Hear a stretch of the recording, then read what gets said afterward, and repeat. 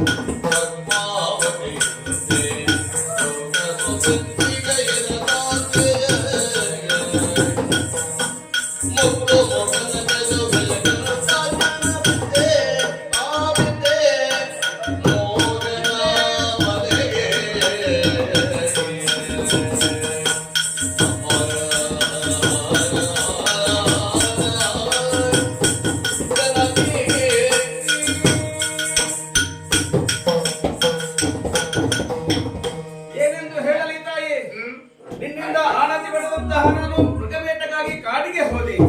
ಹಣ ಬಂದಂತೆ ಬೇಕಾದಷ್ಟು ಬೇಟೆಯನ್ನಾಡಿದೆ. ದೇಹಕ್ಕೆ ಸ್ವಲ್ಪ ಆಯಾಸವಾಯಿತು. ಆಯಾಸ ಪರಿಹಾರ ಮಾಡಿಕೊಳ್ಳುವುದಕ್ಕೆ ಬೇಕಾಗಿ ಮರದ ಕೆಳಗೆ ಸ್ವಲ್ಪ ಮಲಗಿ ನಿದ್ರಿಸಿದೆ. ಆ ಹೊತ್ತಿನಲ್ಲಿ ತರುಣಿಯರ ಹಿಂಡೊಂದು ಬಂತು. ಹೌದೇ? ಹೌದಮ್ಮ. ಯಾರವರು? ವಿಚಾರಿಸಿದೆ, ತಡೆದು ನಿಲ್ಲಿಸಿದೆ.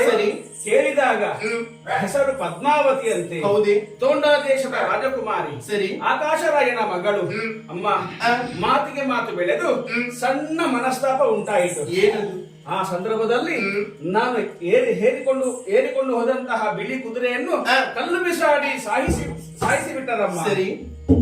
ಅಮ್ಮ, ಕಂದ, ಆಕೆಯನ್ನು ಕಂಡಾವಾಗಿನಿಂದ ನನಗೆ ಆಹಾರ ರುಚಿಸುತ್ತಾ ಇಲ್ಲ. ಅದ್ಯಾಕೆ? ಬಾಯಾರಿಕೆ ಆಗುತ್ತಾ ಇಲ್ಲ. ಮಲಗಿದ ನಿದ್ರೆಯೂ ಬರುತ್ತಾ ಇಲ್ಲ. ಏನದು? ಅವಳನ್ನೇ ಒಲಿಸಬೇಕೆಂದು ಮನಸ್ಸು ಮಾಡಿದ್ದೇನೆ. ಕಂದ, ನೀನು ಹೇಳಿದಂತಹ ವಿಚಾರ ಹೇಗೆ? ಅವಳು ರಾಜಕುಮಾರಿಯಾಗಿದ್ದಾಳೆ. ಆದ್ರೆ ಅವಳನ್ನು ಮದುವೆ ಆಗುವುದಕ್ಕೆ ನಮ್ಮಲ್ಲಿ ಸಂಪತ್ತೇನಿದೆ ಕಂದ? ಅಮ್ಮ, ಭಕ್ತಿ ಮತ್ತು ಪ್ರಾರ್ಥನೆ ಇವೆರಡು ನಮ್ಮಲ್ಲಿ ಇದ್ರೆ ಎಂತಹ ಅಸಾಧ್ಯವಾದಂತಹ ಕಾರ್ಯವನ್ನಾದರೂ ನಾವು ಸಾಧ್ಯವಾಗಿಸಬಲ್ಲೆವು. ಹಾಗಾಗಿ ಯೋಚಿಸುವ ಬೇಡ. ಅವಳು ರಾಜಕುಮಾರಿ, ನಾವು ಆಶ್ರಮದಲ್ಲಿರುವ. ನನ್ನ ಮಿತ್ರನಿದ್ದಾನೆ ಕುಬೇರ. ಅವನಲ್ಲಿ 16,000 ರಾಮ ಸಂಖ್ಯೆಯಷ್ಟು ವರಹಗಳನ್ನು ಪಡೆದುಕೊಳ್ಳೋಣ. ಮದುವೆಯನ್ನು ವಿಜೃಂಭಣೆಯಿಂದ ಮಾಡಿ ಮುಗಿಸಬಹುದು. ಕಂದ, ಸಾಲವನ್ನೇನು ಪಡೆಯಬಹುದು, ಆದರೆ ಅದನ್ನು ತೀರಿಸುವುದು ಹೇಗೆ? ಅದಕ್ಕೊಂದು ದಾರಿ ಇದೆ. ಹೇಗೆ? ಮುಂದೊಂದು ದಿವಸದಲ್ಲಿ ತೋಂಡಾ ದೇಶ ಹಾಗೂ ಈ ತಿರುವಿನಲ್ಲಿ ಇರುವಂತಹ ಸ್ಥಳ ತಿರುಪತಿ ಎಂಬ ಸ್ಥಳದಲ್ಲಿ ನಾನು ವೆಂಕಟರಮಣನಾಗಿ